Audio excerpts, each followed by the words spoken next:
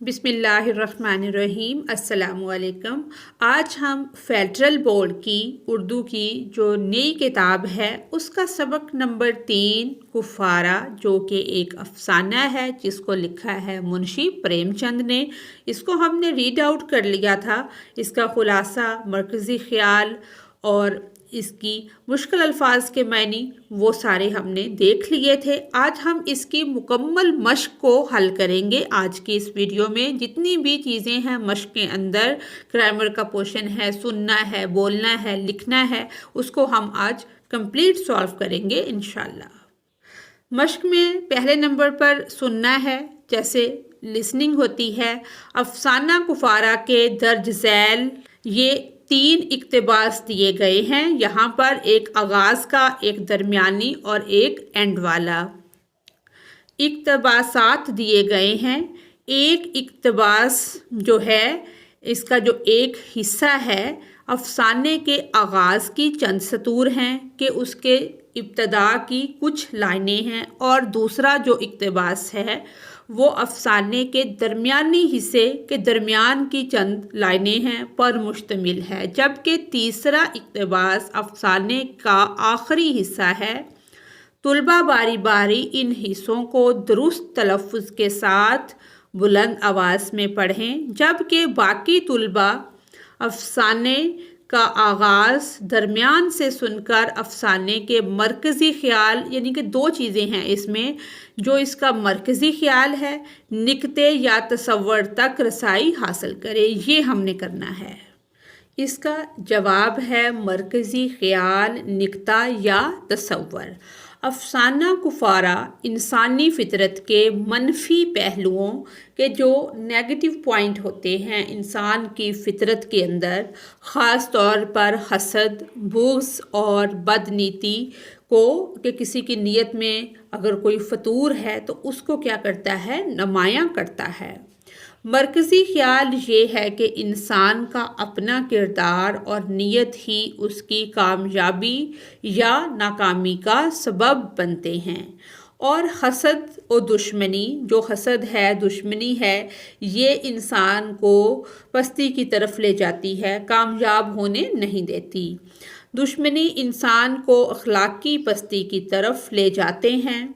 बाबू मदारी, जैसा कि हमने एक बड़ा किरदार पढ़ा है बाबू मदारी लाल का, जिसके इर्द गिर्द पूरा अफसाना जो है घूमता है, इस हकीकत को आश्कार करता है कि एक हसद की, बदनीति की जो हकीकत है उसको सामने लाता है बाबू मदारी लाल का जो किरदार है, कि जब इंसान दूसरों की कामयाबी पर हसद में मुब्तला होकर साजिशें करता है, कि किसी की कामयाबी को देखकर हसद में मुब्तला होना ये है कि किसी बंदे को हसद क्या होता है कि किसी को कोई चीज़ मिली है तो वो क्यों मिली है, उस जैसी चीज़ मेरे पास क्यों नहीं है।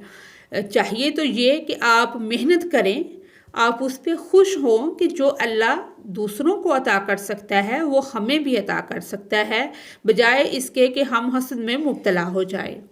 तो वो ना सिर्फ दूसरों को नुकसान पहुंचाने की कोशिश करता है, बल्कि ख़ुद अपनी बर्बादी का सबब भी बनता है। मदारी लाल अपनी गलतियों का कुफारा होता है कि कोई गुनाह कर चुकने के बाद हम उसका कुफारा जो अदा करते हैं, उसके बदले में कोई कीमत, कोई पैसा या कोई खिदमत, वो उसका कुफारा होता है, करने की कोशिश करता है। जब ज़िंदगी ने उसे दूसरा मौका दिया तो उसने एहसान और ख़िदमत को अपना शार बना लिया, कि किस्मत ने उसको एक मौका दिया तो उसने क्या किया, वो कत्ल कर देता है ना एक शख्स को, अब उसका कुफारा वो अदा करता है एहसान और ख़िदमत की शक्ल में, कि जिस शख्स को वो कत्ल करता है उसके बीवी बच्चों की खिदमत करता है, उनके ऊपर एहसान करता है कि शायद उस गुनाह का कुफारा अदा हो जाए और वो गुनाह अल्लाह ताला माफ़ कर दे, ताकि अपने पिछले गुनाहों का बोझ हल्का कर सके। अफसाना इंसानी कमज़ोरियों, माजी की जो गुज़र चुका है टाइम, जो हम चीज़ें माइंड में रख लेते हैं कि माजी में गुज़रे हुए वक्त में फ़लाँ ने हमारे साथ ऐसे किया یا ہمارے کسی دوست نے ایسے کیا، ماضی کی قدورتوں اور بدلے کی آگ کہ پھر ہم وہ کوشش کرتے ہیں اس سے بدلہ لینے کی کہ فلاں شخص نے فلاں ٹائم میں ہمارے ساتھ ایسے کیا تھا تو اب ہم اس چیز کا بدلہ لیں گے۔ آگ میں جلنے کے نتیجے میں پیدا ہونے والے اخلاقی زوال کو اجاگر کرتا ہے، اور ساتھ ساتھ انسانی جذبات، ضمیر کی خلش اور اصلاح کی قوت کو بھی اجاگر کرتا ہے کہ اصلاح کی بھی وہ کوشش کرتا ہے، اس کا بدلہ، اس کا کفارہ ادا کرنے کی کوشش کرتا ہے، اس کا ضمیر جو ہے وہ اسے جھنجھوڑتا ہے۔ جذبات میں آ کے اس نے کام تو کر لیا لیکن اس کا جو ضمیر ہے وہ اس کو چین سے نہیں بیٹھنے دیتا۔ دوسرے نمبر پر جو نیکسٹ پوائنٹ ہے ہمارا وہ ہے بولنا، یعنی کہ اسپیکنگ، استحسان اور تنقید۔ اب ہم دیکھتے ہیں کہ تنقید کیا ہے اور استحسان جو ہے وہ کیا ہے۔ جب کوئی تحریر یعنی کہ جو لکھی ہوئی چیز ہوتی ہے، تحریر اس کو کہا جاتا ہے، پڑھی جاتی ہے تو اس کی زبان، خیالات کی ترتیب، ہر تحریر کے اندر اس کی ایک زبان ہوتی ہے، ربط ہوتا ہے، جامعیت ہوتی ہے، اور اس کی ایک ترتیب ہوتی ہے کہ کون سی چیز آگے آئے گی اور کون سی پیچھے۔ خیالات کی ترتیب، ربط و تسلسل اور جامعیت وغیرہ کو پرکھا جاتا ہے۔ اگر اس کی زبان اس میں موجود خیالات کی احسن طریقے سے کہ اچھے طریقے سے ترجمانی کرے تو پڑھنے والے کو نہ صرف مفہوم سمجھنے میں آسانی رہتی ہے بلکہ وہ اس تحریر سے لطف بھی اٹھاتا ہے، لطف اندوز بھی ہوتا ہے۔ زبان و بیان کی عمدہ خوبیوں کا بیان استحسان کہلاتا ہے۔ اب ہم نے اس چیز کو سمجھا کہ استحسان کیا ہے، زبان اور بیان کی جو بہترین خوبیاں ہیں ان کا جو بیان ہے وہ استحسان ہے، استحسان کہلاتا ہے، اور اس کی کمزوریوں کی نشاندہی کرنا کہ جو اس تحریر کے اندر کمزوریاں ہیں، کوتاہیاں ہیں، کمی بیشی کوئی رہ جاتی ہے، کمیاں پیشیاں ہیں، اس کی جو ہم نشاندہی کرتے ہیں وہ کیا ہے، وہ تنقید کہلاتا ہے۔ استحسان سے لکھنے والے کی، کیونکہ اس کی جو خوبیاں ہیں اگر ہم ان کو اجاگر کریں گے تو کیا ہوگا، لکھنے والے کی حوصلہ افزائی ہوگی اور انداز منصفانہ، انصاف کرنے والا انداز ہونا چاہیے، اور فنی پہلوؤں پر توجہ مرکوز کہ جو اس کے فنی پہلو ہیں اس پر توجہ جو ہے وہ مکمل رہنی چاہیے، مرکوز رہنی چاہیے۔ تنقید عربی زبان کا لفظ ہے جو نقد سے ماخوذ ہے۔ یہ لفظ جو تنقید ہے یہ نقد سے نکلا ہے، جس کے معنی، لغوی معنی ہے پرکھنا، کھوٹے اور کھرے کا فرق معلوم کرنا۔ اصطلاح میں کسی ادیب یا شاعری کی تحریر میں موجود خوبیاں، جو بھی اس کے اندر خوبیاں، خامیاں، محاسن، معائب، اس کا جو صحیح اندازہ اور اپنی رائے کو پیش کرنا تنقید کہلاتا ہے۔ موجود خوبیوں اور خامیوں، محاسن و معائب کا صحیح اندازہ کرنا اور اپنی رائے کو پیش کرنا تنقید کہلاتا ہے۔ تنقید کا مقصد کسی بھی ادب پارے کے دونوں پہلوؤں کا، کہ اس کے جو منفی پہلو ہیں اور جو اس کے مثبت پہلو ہیں، دونوں کا جائزہ لینا ہوتا ہے، دونوں پہلوؤں کا جائزہ لینا ہے۔ تنقید کسی بھی زبان کے ادب میں موجود معیاری اور غیر معیاری تصانیف طے کیے گئے کہ جو اس میں معیاری اور غیر معیاری تصانیف ہیں ان کے معیارات پر پرکھی جاتی ہیں، جس سے معیاری اور غیر معیاری سطحوں سے آگاہی حاصل ہوتی ہے اور ادب کی تخلیق کے سوتے بہتر سے بہتر ہوتے چلے جاتے ہیں۔ استحسان کا مطلب ہے کہ ایسے سوالات کا جواب ڈھونڈا جائے کہ ادب پارے کو اچھا، معیاری، پسندیدہ اور بہتر کیوں کر سمجھا جائے۔ گویا کسی بھی ادب پارے کی مجموعی، جو اس کے اندر اس کی ٹوٹل خوبیاں ہوتی ہیں، مجموعی خوبیوں اور خوبصورتیوں کو بے لاگ رائے کے بغیر کسی چیز کو کہ کسی کی آپ نے طرفداری نہیں کرنی، کہ آپ نے اپنی رائے صحیح بیان کرنی ہے، بے لاگ رائے کے ذریعے بیان کرنا استحسان کہلاتا ہے۔ اب یہ جو ہم نے استحسان اور تنقید پڑھا ہے، اس سے ریلیٹڈ ہے ہمارا سوال نمبر 2۔ طلبہ درج بالا نکات کو، یہ جو ہم نے اوپر پڑھے ہیں، ایک درج ذیل ہوتا ہے کہ جو نیچے دیے گئے ہیں، درج بالا جو اوپر درج ہوئے ہیں، نکات کو مد نظر رکھ کر شامل نصاب جو افسانہ ہے ہمارا کفارہ، افسانے کفارہ پر تنقیدی اور استحسانی گفتگو کریں تاکہ اس کی خوبیاں اور جو خامیاں ہیں، خامیوں کو یہ واضح کر سکیں، کیونکہ اس کے اندر خوبیاں کیا ہیں کہ اس نے ایک اس کی خامی تھی جو کہ وہ حسد کی آگ میں مبتلا ہوا، اس نے ایک خون اس سے ہو گیا، قتل کر دیا، تو اب اس کا کفارہ وہ کس طرح سے ادا کرتا ہے، خدمت کر کے، احسان کر کے۔ اس میں دو مختلف چیزیں، خوبیاں بھی اور خامیاں بھی پائی جاتی ہیں، واضح ہو سکیں۔ جہاں کہیں دقت پیش آئے یا ضرورت پڑے اپنے استاد محترم یا استانی صاحبہ سے رہنمائی لیں۔ تو اس کا جواب ہے، افسانہ کفارہ ایک گہری معنویت کا حامل افسانہ ہے کہ اس کے اندر ایک بہت گہرے معنی پائے جاتے ہیں جو انسانی نفسیات اور کفارے جیسے کہ انسان کی نفسیات ہے، اس کے اندر حسد پائی جاتی ہے، حالانکہ اللہ تعالیٰ کا بھی حکم ہے کہ حسد سے بچو، کفارے جیسے موضوعات کو عمدگی سے پیش کرتا ہے۔ اس پر تنقیدی اور استحسانی گفتگو درج ذیل نکات کی، یہ والے جو نکات ہیں درج ذیل نکات کی روشنی میں کی جا سکتی ہے۔ سب سے پہلے کیا ہے، اس کی خوبیاں ہم دیکھتے ہیں۔ کردار نگاری، افسانہ میں کرداروں کی نفسیاتی گہرائی کو بخوبی اجاگر کیا گیا ہے، جس سے قاری کو ان کے جذبات اور کشمکش کا اندازہ ہوتا ہے۔ دوسرے نمبر پر ہے اسلوب۔ مصنف جو لکھنے والے ہیں، مصنف کا اسلوب سادہ اور دل نشین ہے، جو کیونکہ اس کے اندر آپ اس کو پڑھتے ہیں تو دل کرتا ہے پڑھنے کو، بندہ پڑھتا ہی چلا جاتا ہے، جو کہانی کو اثر انگیز بناتا ہے۔ تیسرے نمبر پر ہے موضوع۔ کہانی میں کفارے کا موضوع بڑی مہارت سے پیش کیا گیا ہے، جو انسانی ضمیر اور پچھتاوے کی تصویر کشی کرتا ہے۔ اس کے بعد چوتھے نمبر پر ہے تاثیر۔ کہانی قاری کے دل پر گہرا اثر چھوڑتی ہے اور اسے پڑھنے والے کو سوچنے پر مجبور کرتی ہے۔ اس کے بعد ہے خامیاں۔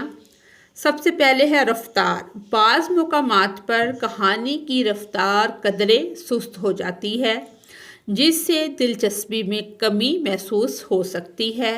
اس کے بعد ہے اختتام۔ کچھ قارئین کے لیے کہانی کا اختتام غیر متوقع یا مبہم محسوس ہو سکتا ہے، جو کہ وضاحت کا متقاضی ہے کہ اس کا جو اختتام ہے اس کی توقع نہیں ہوتی کہ اس طرح سے اس کا اختتام ہوگا، جس میں خدمت کا جذبہ، احسان کا جذبہ آ جائے گا، اس طرح کا اس کا اختتام ہوتا ہے۔ مکالمے، بعض مکالمے فطری بہاؤ سے ہٹ کر محسوس ہوتے ہیں، جنہیں مزید بہتر بنایا جا سکتا ہے۔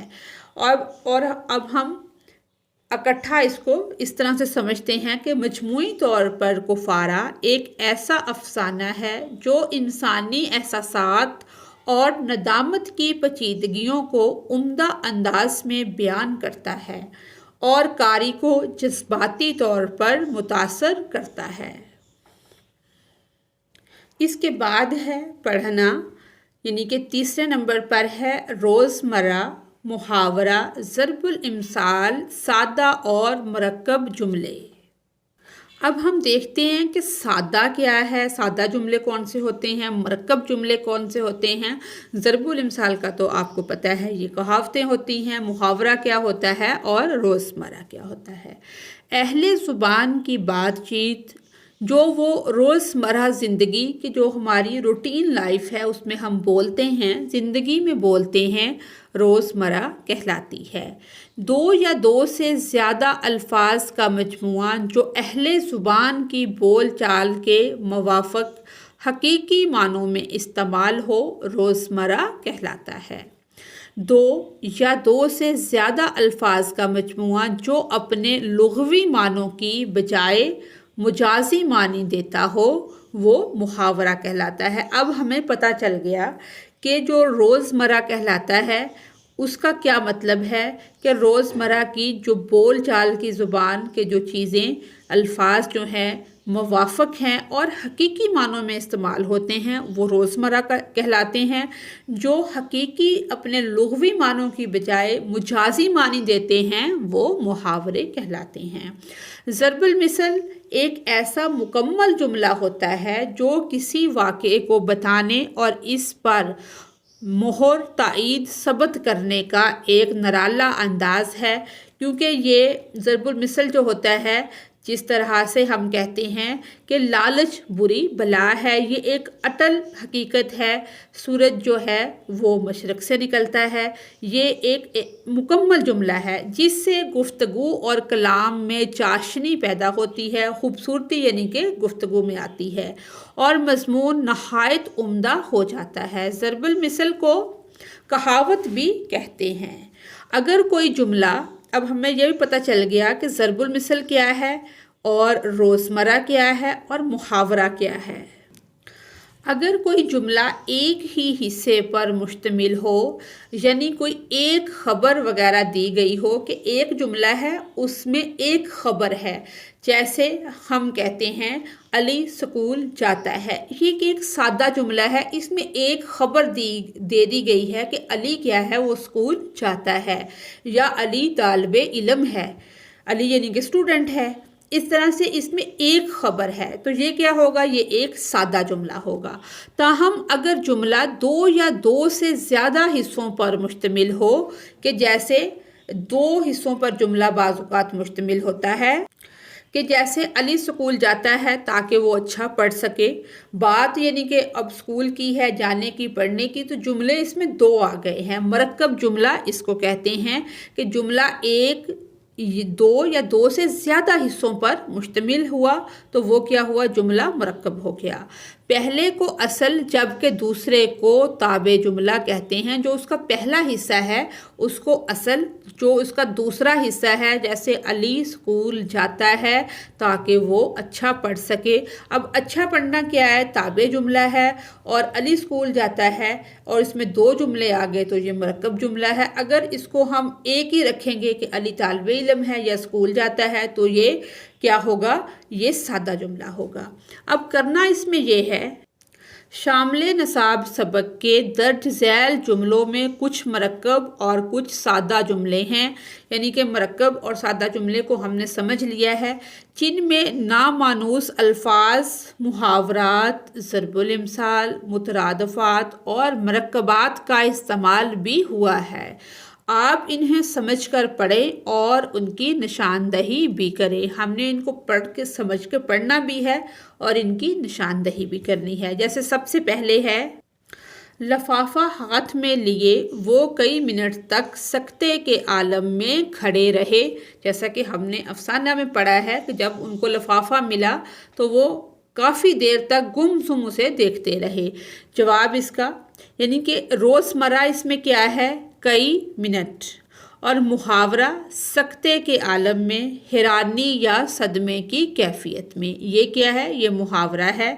اور اس کے بعد مداری لال کو اس کی محتاطی میں کام کرنا پڑے گا، یہ بھی ہم نے پڑھا ہے افسانے کے اندر۔ اس کے اندر نامانوس لفظ جو ہے وہ ہے محتاطی، جس کا مطلب ہوتا ہے کسی کے محتاط، جیسے کسی کے زیر نگرانی کام کرنا، تو اس کو محتاطی کہتے ہیں۔ اس کے بعد ہے، مداری لال کو جاں براری کی کوئی صورت نظر نہیں آتی۔ اس میں نامانوس لفظ ہے جاں براری، جان بچانے کا راستہ، اور مرکب لفظ ہے جاں براری۔ محاورہ اس میں ہے صورت نظر نہیں آتی، کہ کوئی تدبیر سمجھ نہیں آتی۔ اس کے بعد ہے مگر وائے ناکامی، جیسے شعر بھی ہے، وائے ناکامی متاع کارواں جاتا رہا، کارواں کے دل سے احساس زیاں جاتا رہا، آج وہ پرانا ناسور صد گونا سوزش اور تپش کے ساتھ کھل گیا۔ جیسے اس پہ نامانوس لفظ جو ہے صد گو نہ سوزش، بہت سی جلن، اقسام کی جلن یعنی کہ جو بہت زیادہ جلن، بہت سی اقسام کی جلن یا تکلیف۔ وائے ناکامی، ناکامی پر اظہار افسوس، یہ بھی نامانوس لفظ ہے۔ اور مرکب لفظ صد گو نہ سوزش، یہ مرکب لفظ ہے۔ اس کے بعد ہے اب آپ لوگ ذرا ہاتھ پاؤں کو سنبھال کر رکھیے گا، یہ ایک فقرہ ہے۔ اس میں محاورہ جو ہے ہاتھ پاؤں سنبھالنا، محتاط ہونا یا ہوشیار ہونا، یہ محاورہ ہے اس کے اندر۔ اور اس طرح سارے دفتر کو ثبوت کی طرف سے بدظن کر کے مداری لال نے اپنا کلیجہ ٹھنڈا کر لیا۔ تو اس میں نامانوس لفظ جو ہے وہ ہے بدظن، یعنی کہ بدگمانی کا شکار ہونا، اور محاورہ ہے کلیجہ ٹھنڈا کرنا، یعنی کہ دل کو چین دینا، انتقام لینا۔ اس کے بعد ہے ہم سب حضور کے تابع دار ہیں، مرکب لفظ تابع دار، فرما بردار، یہ مرکب لفظ ہے۔ اس کے بعد ہے یہ دکھانے کے دانت ہیں، جیسے ہم کہتے ہیں کہ ہاتھی کے دانت کھانے کے اور دکھانے کے اور، یہ ضرب المثل ہے۔ دکھانے کے دانت کیا ہے؟ ضرب المثل ہے۔ ہاتھی کے دانت کھانے کے اور دکھانے کے اور، اس ضرب المثل کا مطلب ہے کہ دنیا میں اکثر و بیشتر ایسا ہوتا ہے کہ جو شے، جو چیز بے ظاہر نظر آ رہی ہوتی ہے وہ حقیقتاً ویسی نہیں ہوتی، کہ دکھنے کے اور اندر سے کچھ اور۔ اس کے بعد ہے انسپکٹر پولیس بھی ان کی نکتہ دانی کا معترف ہو گیا۔ اس میں نامانوس الفاظ، نکتہ دانی، باریک بینی سے بات کو سمجھنے کی صلاحیت۔ اس کے بعد ہے بھارت نے کشمیریوں پر ظلم و ستم کے پہاڑ توڑ دیے لیکن اسے کسی قسم کی شرم و حیا نہیں۔ اب اس کا جواب ہے پہاڑ توڑ دینا کیا ہے؟ محاورہ ہے، انتہائی ظلم ڈھانا۔ مترادفات اس میں کون سے ہیں؟ ظلم و ستم، یعنی کہ دونوں کے معنی ظلم کرنا ہی ہوتا ہے۔ ظلم کے ہم معنی الفاظ ظلم و ستم۔ شرم و حیا، حیا کے مترادف الفاظ، یعنی کہ شرم و حیا یہ حیا کے مترادف الفاظ ہیں۔ اس کے بعد ہے لکھنا۔ اب سوال نمبر 4 ہے ہمارا، درج ذیل یہ جو نیچے دیے گئے ہیں روزمرہ محاورات اور ضرب الامثال کو، جتنے بھی یہ دیے گئے ہیں، استعمال کرتے ہوئے سادہ اور مرکب جملے بنائیں، جیسے ہے آئے روز۔ اب ہم نے اس کا سادہ جملہ بھی بنانا ہے اور مرکب بھی۔ سادہ جملہ کو ہم نے سمجھا تھا کہ جس کے اندر ایک ہی جملہ ہو، اور مرکب 2 یا 2 سے زیادہ جملوں پر مشتمل جو جملہ ہوتا ہے وہ مرکب کہلاتا ہے۔ جیسے سب سے پہلے ہے آئے روز، سادہ جملہ اس کا کیا ہے؟ علی آئے روز دیر سے اسکول آتا ہے، یعنی کہ ایک ہی جملہ بنا ہے۔ اس کے بعد مرکب جملہ کیا ہے؟ بچے آئے روز کھیل کے دوران جھگڑا کرتے ہیں، یعنی کہ ایک جملہ۔ جس سے استاد پریشان رہتا ہے، یہ دوسرا جملہ، تو یہ کیا ہوا؟ یہ مرکب جملہ بنا۔ بلا ناغہ، سادہ جملہ اس کا یہ ہے دادا جی بلا ناغہ سیر کو جاتے ہیں، اور مرکب جملہ وہ بلا ناغہ مسجد جاتے ہیں تاکہ روحانی سکون حاصل کر سکیں۔ روز بے روز، سادہ جملہ اس کا یہ ہے احمد کی طبیعت روز بروز بگڑ رہی ہے۔ مرکب جملہ مہنگائی روز بروز بڑھ رہی ہے اور عوام بہت پریشان ہیں۔ آپ نے دیکھا کہ اس کے اندر 2 جملے آ گئے، ایک یہ والا اور ایک یہ والا۔ 5 7، تو اس کا سادہ جملہ یہ ہے 5 7 دوست مل کر کھیل رہے ہیں۔ اور مرکب جملہ اس کے پاس 5 7 کتابیں تھیں جو اس نے مجھے دے دی۔ اس کے بعد ہے انگور کھٹے ہیں۔ اس کا سادہ جملہ کامران نے مقابلہ ہارنے کے بعد کہا کہ انگور کھٹے ہیں۔ مرکب جملہ احمد نے جب نوکری کے لیے انٹرویو میں ناکامی پائی تو کہنے لگا کہ انگور کھٹے ہیں۔ اس کے بعد ہے آم کے آم گٹھلیوں کے دام، یہ بھی ایک ضرب المثل ہے۔ سادہ جملہ علی کو دوہری خوشی ملی، یہ تو آم کے آم گٹھلیوں کے دام ہوئے۔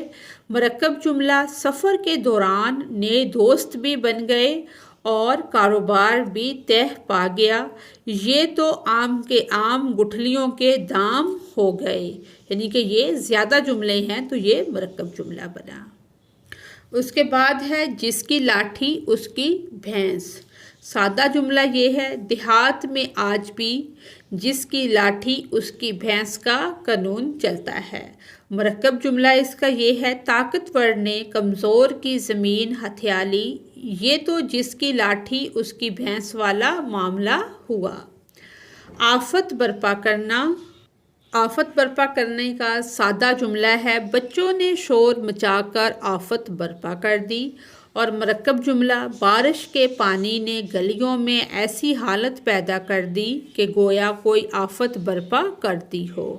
اس کے بعد ہے رال ٹپکنا، جیسے دل کرنا، جی للچانا، اس کا معنی ہے۔ سادہ جملہ ہے اس کا مزیدار کھانے کو دیکھ کر سب کی رال ٹپکنے لگی، اور مرکب جملہ مزیدار کھانے کو دیکھ کر سب کی رال ٹپکنے لگی اور سب بے صبری سے کھانے کا انتظار کرنے لگے، یعنی کہ یہ والا جملہ ہم نے اس کے بعد لگا دیا تو یہ دو جملے بن گئے اور یہ مرکب جملہ بن گیا۔ اس کے بعد ہے فریاد کرنا۔ سادہ جملہ ہے مظلوم نے انصاف کے لیے فریاد کی، اور مرکب جملہ ہے مظلوم نے ظلم کے خلاف آواز اٹھائی اور عدالت میں انصاف کے لیے فریاد کی۔ تو یہ یہاں تک ہو گیا۔ آگے سوال نمبر 5 ہے ہمارا۔ اردو ایک لشکری زبان ہے۔ جو لفظ اردو ہے یہ بیسیکلی ترکی زبان کا لفظ ہے۔ جو اردو ہماری زبان ہے یہ مختلف تہذیبوں کے ملنے سے وجود میں آئی، جس طرح سے لشکر کی صورت میں لوگ آ کر مختلف جگہوں سے ایک جگہ رہائش پذیر ہوئے، تو اردو ایک لشکری زبان، مختلف وقتوں میں اس کو اردو کو لشکری زبان بھی کہا جاتا رہا ہے۔ اردو ایک لشکری زبان ہے جس میں متعدد عالمی اور علاقائی بولیاں اور زبانوں کے الفاظ استعمال ہوئے ہیں۔ لطف کی بات ہے، ویسے یہ بڑے مزے کا ٹاپک ہے، جیسے اس میں مختلف، جیسے جو ہم بسکٹ بولتے ہیں، جو لفظ بسکٹ ہے یہ فرینچ کا ورڈ ہے، کہ اردو زبان نے دیگر زبانوں کے ان گنت الفاظ، جن کی یعنی کہ گنتی نہیں ہو سکتی، ان گنت الفاظ کو اپنے دامن میں اس طرح سمیٹا کہ ہر لفظ اپنے ماخذ کی بجائے، کہ وہ لفظ جہاں سے نکلا ہے، ماخذ ہوتا ہے نکلنے کی جگہ، اس کی بجائے اردو میں ہی اس طرح ضم ہو کر رہ گیا کہ اس کا استعمال کسی بھی طرح اجنبی محسوس نہیں ہوتا۔ بہت سارے لوگوں کو نہیں پتہ کہ جو ہمارا قومی ترانہ ہے اس میں فارسی کے بہت زیادہ لفظ ہیں، جو لفظ ہم بولتے ہیں وہ کس زبان کے ہیں، بہت سارے فارسی کے ہیں، عربی کے ہیں، انگریزی کے ہیں، ہندی کے ہیں، فرانسیسی کے ہیں، یونانی کے ہیں اور انگریزی کے ہیں۔ عربی اور انگریزی زبانوں کے علاوہ مقامی زبانوں کے الفاظ بھی اردو میں رچ بس گئے، اسی لیے یہ لشکری زبان ہے۔ درج ذیل مثالیں اس ضمن کی ہیں۔ یہ والی مثالیں جو ہیں اردو زبان میں رائج دوسری زبانوں کے ان الفاظ کے درست اور مؤثر استعمال کی اہمیت کو سمجھتے ہوئے ان کے جملے بنائے۔ جیسے ہم بولتے ہیں اسکول کا لفظ ہر بندہ بولتا ہے، تو لفظ اسکول کیا ہے؟ یہ انگریزی زبان کا لفظ ہے۔ کالج، جیسے ہم کالج بولتے ہیں تو یہ بھی انگریزی زبان کا لفظ ہے۔ یونیورسٹی انگریزی زبان کا لفظ ہے۔ میڈم انگریزی زبان کا لفظ ہے۔ اس طرح اور بھی بہت سارے لفظ ہیں جو کہ انگریزی زبان کے لفظ ہیں اور ہم اردو میں ان کو استعمال کرتے ہیں۔ اس کے بعد جیسے ہم کہتے ہیں تابع دار، تابع، یہ عربی زبان کا لفظ ہے۔ قسط، یہ بھی عربی زبان کا لفظ ہے۔ سراج، یہ عربی زبان کا لفظ ہے۔ اور جیسے ہم قافیہ، ردیف، مطلع، مقطع، یہ مطلع جو ہے یہ بھی عربی زبان کا لفظ ہے۔ اس کے بعد غرض، غرض یہ کہ ہم اکثر استعمال کرتے ہیں تو یہ فارسی زبان کا لفظ ہے۔ پارس یہ بھی فارسی زبان کا لفظ ہے۔ چراغ یہ فارسی زبان کا لفظ ہے۔ دختر جو ہے یہ بھی فارسی زبان کا لفظ ہے۔ اس طرح سے اور بھی بہت سارے لفظ ہیں جو فارسی کے ہیں، جیسے کاٹ یہ ہندی زبان کا لفظ ہے۔ ہٹی جو کہ دکان جس کو اب ہم بولتے ہیں، پہلے تو بہت کامن تھا یہ کہ دکان کو ہٹی کہا جاتا تھا، تو اب کافی کم ہو گیا ہے، یہ ہندی زبان کا لفظ ہے۔ کٹ پتلی اکثر ہم خبروں میں سنتے ہیں، کٹ پتلی سرکار اور اس طرح کی بہت ساری باتیں، تو یہ بھی ہندی زبان کا لفظ ہے۔ بٹ مار یہ بھی ہندی زبان کا لفظ ہے۔ اس کے بعد ہے اٹلس، تھرمامیٹر، آٹو بایوگرافی، تو یہ دیکھنے میں یہ لگتے ہیں جیسے انگلش کے ورڈ ہیں، لیکن یہ یونانی زبان کے لفظ ہیں، جیسے ٹروپس، رپورٹ، سلاد، یہ فرانسیسی ورڈ ہیں۔ اس کے بعد ہے الماریوں سے الماری، جیسے جس میں ہم کپڑے وغیرہ رکھتے ہیں، جوتوں والی، کپڑوں والی الماری۔ اسی طرح سے اناناس جو کہ ایک فروٹ ہے، اور آیا گھر کی آیا، اسکول کی آیا، یہ جو لفظ ہیں یہ پرتگالی زبان کے لفظ ہیں۔ اسپرے جو سپرے ہوتا ہے یہ جرمن زبان کا لفظ ہے۔ ٹب، مگ جیسے واش روم میں ٹب وغیرہ رکھے جاتے ہیں، اور مگ جو کہ کپ سے تھوڑا سا بڑا ہوتا ہے جس میں ہم بڑے شوق سے چائے پیتے ہیں، یہ جرمن زبان کے لفظ ہیں۔ تو کرنا اب ہم نے وہی ہے کہ ان کے ہم نے جملے بنانے ہیں۔ سب سے پہلے ہے یہ انگریزی والے آگے ہیں، انگریزی الفاظ ہیں۔ اسکول، علی صبح 7 بجے اسکول جاتا ہے۔ کالج، میرا بھائی کالج میں سائنس پڑھ رہا ہے۔ یونیورسٹی، وہ اعلیٰ تعلیم کے لیے یونیورسٹی میں داخلہ لینا چاہتا ہے۔ میڈم، میڈم نے طلباء کو خاموش رہنے کی ہدایت کی۔ اب ہیں عربی زبان والے لفظ، جیسے تابع، تمام سپاہی یعنی کہ تابع دار، فرما بردار اپنے کمانڈر کے تابع ہیں۔ قصد، اس نے یعنی کہ قصد ہوتا ہے ارادہ کرنا، اس نے شہر جانے کا قصد کیا ہے۔ سراج، چاندنی رات میں آسمان پر سراج کی ماند چمکتا ہے۔ مطلع، جیسے ہم شاعری کی زبان میں غزل میں ہم پڑھتے ہیں، شاعر نے غزل کا مطلع بہت خوبصورت لکھا ہے۔ اس کے بعد ہیں فارسی کے الفاظ۔ غرض، وہ اپنی غرض یعنی کہ ضرورت، حاجت پوری کر کے چلا گیا۔ پارس، سچائی اور خلوص انسان کے کردار کو پارس بنا دیتے ہیں۔ چراغ، رات کے اندھیرے میں چراغ جلانا ضروری تھا۔ اس کے بعد ہیں ہندی کے لفظ۔ کاٹ، اس نے کاٹھ کی بنی ہوئی کرسی خریدی۔ ہٹی یعنی کہ دکان، بازار میں دادا کی ایک چھوٹی سی ہٹی ہے۔ کٹ پتلی، بچے کٹ پتلی کا تماشا دیکھنے میں مگن تھے۔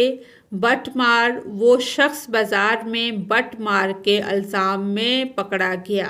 اس کے بعد یونانی لفظ ہیں اٹلس۔ جغرافیہ کی کتاب میں ایک خوبصورت اٹلس موجود ہے۔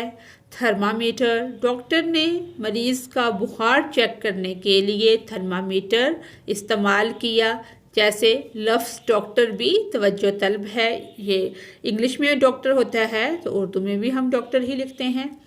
آٹو بایوگرافی، مشہور شاعر نے اپنی آٹو بایوگرافی لکھی ہے۔ اس کے بعد ہمارے فرانسیسی لفظ ہیں ٹروپس، فوج نے دشمن کی ٹروپس کو پیچھے دھکیل دیا۔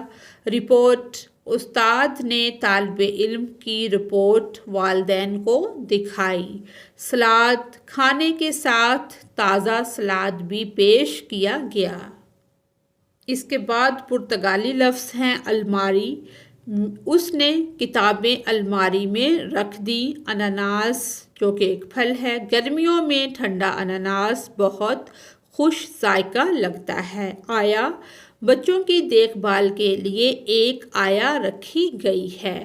اس کے بعد جرمن لفظ ہیں स्प्रे, बाग में कीड़े मारने के लिए स्प्रे जो होता है, मसलन कि वो एक मेडिसिन होती है जो कि कीड़े वगैरह को ख़त्म करने के लिए या मुख्तलिफ़ जड़ी बूटियों को ख़त्म करने के लिए की जाती है। स्प्रे किया गया।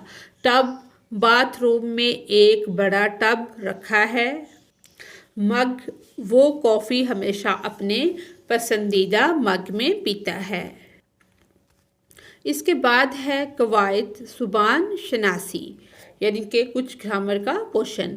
तज़कीर व तानीस, यानी कि मुज़क्कर और मुअन्नस, या बहुत सारे ऐसे लफ्ज़ हैं जो मुज़क्कर के तौर पर इस्तेमाल होते हैं और कुछ मुअन्नस के तौर पर इस्तेमाल होते हैं। ये हमने इसका तसव्वुर जो था वो पढ़ लिया था।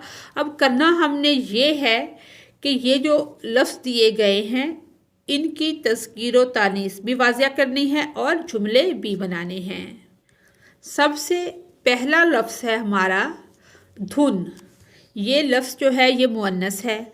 गुलूकार ने बहुत अच्छी धुन, यानी कि जो उसके साज होते हैं जिसके पे गाना वगैरह गाया जाता है, धुन तैयार की है। दही जो कि हम खाते हैं ये मुज़क्कर है। नाश्ते में ताज़ा दही बहुत मज़ेदार था। कमीज़ जो कि हम पहनते हैं ये मुअन्नस है। अहमद ने नीली कमीज़ पहनी है। और कीचड़ क्या है, ये मुज़क्कर है। बारिश के बाद गली में कीचड़ जमा हो गया। धोखा, जैसे हम कहते हैं उसने मुझे धोखा दे दिया, तो ये क्या है, ये मुज़क्कर है। दोस्त ने मुझे धोखा दिया। कितार, जैसे हम कहते हैं अपनी कितारें ठीक कर लें या कि बच्चे कितार में खड़े हो जाएं असम्बली के लिए, तो ये कितार लफ्ज़ क्या है, मुअन्नस है। तालबात कितार में खड़ी हैं। कान, ये कान जो है ये मुज़क्कर है। मेरे दाएं कान में दर्द हो रहा है। और कफ़, ये जो बाजू के आगे मर्दों के कफ़ होते हैं, लगाए जाते हैं, वो मुज़क्कर होते हैं। मेरे कमीज़ का कफ़ फट चुका है। तार क्या है, तार मुज़क्कर है। गिटार का तार टूट गया है। इसके बाद है इस्म, फ़ेल, हरफ। इसकी हमने निशानदही करनी है। सबसे पहले इस्म क्या है, किसी भी चीज़ जगह का जो नाम होता है वो इस्म होता है। फ़ेल काम को कहते हैं। हरफ जैसे ने, की, के, किया, अगर, तू वगैरह, ये सारे हरफ होते हैं। अब हमने इसमें ये करना है कि ये वाले जो दिए गए हैं ना फ़िक्रे, ये मुहावरे दिए गए हैं, यानी कि इसको पढ़ ही लेते हैं हम कि इस्म, फ़ेल और हरफ के तसव्वुर के हवाले से भी आप जमात नहम में पढ़ चुके हैं। जैसे हमने पीछे तज़कीर व तानीस का भी पढ़ चुके हैं और ये भी हमने पढ़ लिया। ये कोई ज़्यादा मुश्किल नहीं है, शुरू से ही हम पढ़ते आ रहे हैं इनको कि इस्म क्या है, फ़ेल क्या है, हरफ क्या है। दर्ज झैल जुमलों में ये वाले जुमले हैं, इस्म किसी शय का नाम, फ़ेल कोई काम और हरफ ऐसे अल्फाज जिनका अपना कोई मानी तो नहीं होता लेकिन लफ्ज़ों, जुमलों और कलमों में आकर उनके मफ़हूम को वाज़िया करते हैं की निशानदही करें। सबसे पहले है, चूँकि बारिश हो रही है इसलिए आज मौसम ठीक है। अब इसके अंदर ये जो बारिश है और मौसम है ये क्या है, ये इस्म है। होना क्या है, जो बारिश हो रही है। अब बारिश और तो कोई काम नहीं करती, सिर्फ होती है, तो ये हो रही है, ये फ़ेल है। और हरफ इसमें कौन से हैं, चूँकि, इसलिए ये फ़ेल है। यानी ये फ़ेल नहीं, ये हरफ है, चूँकि इसलिए हरफ हैं। इसके बाद है, किसी की चुगली खाना गुनाह है। अब इस्म किसी, यानी कि हम किसी न किसी की जब बात करते हैं किसी के बारे में, तो वो कोई पर्सन मौजूद तो नहीं होता लेकिन किसी की बात हो रही होती है। किसी क्या है, इस्म है। चुगली ये भी इस्म है और गुनाह ये भी इस्म है। खाना या करना, बात करना उसके बारे में, चुगली खाना, मसलन खाना इसमें फ़ेल है। और हरफ क्या है, की, किसी इस्म है और की हरफ है। उसके बाद है, असलम ने मुझे फ़ोन किया था। असलम और फ़ोन जो हैं वो इस्म है। किया, फ़ोन किया, किया क्या है, फ़ेल है और हरफ इसमें ने है। आप क्या कर रहे हैं, तो इस्म है आप, کر رہے ہیں فعل ہے اور حرف ہے کیا۔ اس کے بعد ہے اگر محنت کرو گے تو کامیاب ہو جاؤ گے۔ محنت کامیاب یہ اسم ہے، کرو گے ہو جاؤ گے یہ فعل ہے، اگر تو یہ کیا ہے، یہ حرف ہے۔ اس کے بعد ہے حروف فجائیہ۔ اس کے اندر جو اس کی اقسام ہیں، سب سے پہلے ہے حروف تاسف۔ تاسف کہتے ہیں غم یا افسوس کو۔ یہ حروف غم یا افسوس کے اظہار کے لیے استعمال کیے جاتے ہیں۔ افسوس کے لیے جو لفظ ہم استعمال کرتے ہیں، ہیف، وائے، ہائے، اف، ہے، یعنی کہ ہائے ہائے یا ہے، یہ سب کیا ہیں، حروف تاسف ہے۔ حروف تنبیہ وہ حروف جو خبردار کرنے اور ڈرانے کے لیے استعمال ہوں، مثلاً خبردار، جھوٹ بولنا بہت بری عادت ہے، یہ کیا ہے، اس میں تنبیہ کی گئی ہے، ڈرایا گیا ہے۔ اس جملے میں خبردار حرف تنبیہ ہے۔ اس کے علاوہ نہار، دیکھنا، سنو بھی حروف تنبیہ ہیں۔ اس کے بعد ہے حروف تحسین یا انبساط۔ کسی کی تعریف یا خوشی کے اظہار کے لیے بولے جانے والے الفاظ کو حروف تحسین یا حروف انبساط کہتے ہیں۔ مثلاً سبحان اللہ، ہم کسی کی جب تعریف کرتے ہیں یا خوش ہوتے ہیں تو جب بچہ اچھا سبق پڑھتا ہے تو ہم کہتے ہیں شاباش، بہت خوب، واہ واہ، مرحبا وغیرہ۔ حروف نفرین نفرت یا ملامت کے اظہار کے لیے استعمال ہونے والے حروف، مثلاً تف، لعنت، یہ لعنت ہے، پھٹکار، ہزار لعنت، اخ، تھو وغیرہ۔ حروف استعجاب یعنی کہ تعجب اور حیرانی کے موقع پر استعمال ہونے والے حرف، مثلاً اللہ اللہ، اللہ اکبر، حاشا و کلا، اوہو وغیرہ۔ حروف قسم وہ حروف جو قسم کھانے کے لیے استعمال ہوں، جیسے باخدا۔ ہم ہر وقت یہ نہیں کہتے نا کہ ہمیں اللہ کی قسم یا فلاں کی قسم، ہم اکثر یہ بھی کہہ دیتے ہیں باخدا، واللہ وغیرہ، یہ حروف قسم ہیں۔ حروف تہنیت کسی خوشی یا کامیابی کے موقع پر استعمال ہونے والے حروف، مثلاً مبارکباد ہم دیتے ہیں، شاباش کہتے ہیں، بہت خوب کہتے ہیں۔ جب کوئی بندہ کامیاب ہوتا ہے تو ہم خوشی کا جو اظہار کرتے ہیں، یہ وہ الفاظ ہیں۔ حروف تمنا کسی تمنا، آرزو اور خواہش کے موقع پر کہ ہم خواہش کرتے ہیں کہ کاش ہمیں وہ مل جاتا، یا کاش ہمارے پاس وہ چیز ہوتی، کاش ہم یہ کام کر لیتے، پر استعمال ہونے والے حروف، مثلاً کاش کے، کاش، اے کاش۔ سوال نمبر 8 ہے، درج ذیل جملوں میں آنے والے مختلف حروف کی نشاندہی کریں۔ سب سے پہلے ہے بیٹے کی مسلسل ناکامی پر والدہ نے کہا، افسوس بیٹا، اس بار بھی آپ کامیاب نہ ہو سکے، لیکن آپ اب بھی، یعنی کہ افسوس کا وہ اظہار کر رہی ہے کہ لیکن افسوس آپ اب بھی محنت نہیں کر رہے، کہ پہلے بھی آپ ناکام ہوئے ہو اور اب بھی محنت نہیں کر رہے۔ تو اس جملے میں افسوس اور حیف جو ہے وہ حروف تاسف ہیں، افسوس کے اظہار کے لیے استعمال ہونے والے لفظ ہے۔ شاباش بچوں، تم قوم کا روشن مستقبل ہو، بہت خوب، اول پوزیشن لے کر آپ نے تو کمال ہی کر دیا۔ تو اس جملے میں شاباش اور بہت خوب کیا ہیں، حرف تحسین ہیں۔ اس کے بعد ہے اوہو، آپ کتنے عرصے سے یہاں رہائش پذیر ہیں اور مجھے معلوم ہی نہیں۔ اس جملے میں اوہو جو ہے حروف استعجاب ہے، حیرت کا اظہار کرنے کے لیے استعمال ہوا ہے۔ باخدا جیسے لفظ سے ظاہر ہے کہ اس میں قسم کی بات ہو رہی ہے، میں نے سچ بولا، واللہ یہ بھی قسم کا لفظ ہے۔ ایک لفظ بھی جھوٹ پر مبنی نہیں ہے۔ اس جملے میں باخدا اور واللہ حرف قسم ہیں۔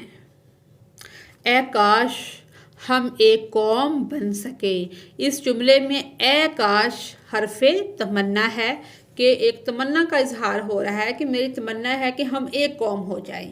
تو یہ آگے سرگرمیاں ہیں، سرگرمیوں کے یہ جو 2 سوال ہیں یہ ہم ریڈنگ کی ویڈیو کے ساتھ کر لیں گے انشاءاللہ، اور اس کا خلاصہ مرکزی خیال یہ والے 2 کویسچن اور کچھ پڑھنے سے پہلے کے سوال ہوتے ہیں اور کچھ مشکل الفاظ کے معنی ہوتے ہیں، مصنف کا تعارف ہوتا ہے، یہ سب چیزیں میں اکثر اپنی ریڈنگ کی ویڈیو میں کمپلیٹ سالو کرتی ہوں۔